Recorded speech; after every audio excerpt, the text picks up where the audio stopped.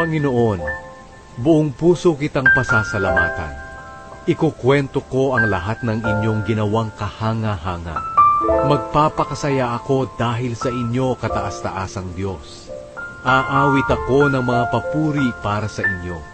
Kapag nagpapakita kayo sa aking mga kaaway, natatakot sila, tumatakas sila, nadadapa, at sa inyong harapan sila'y namamatay. Nakaupo kayo sa inyong trono bilang matuwid na hukom. Noong hinatulan niyo ako, napatunayan niyong wala akong kasalanan. Hinatulan niyo at nilipol ang mga bansang masasama, kaya hindi na sila maaalala magpakailanman. Tuluyan ang nawala ang aking mga kaaway. Sila ay lubusang nawasak. Giniba niyo rin ang kanilang mga bayan, at sila'y lubusan ng makakalimutan. Ngunit kayo, Panginoon,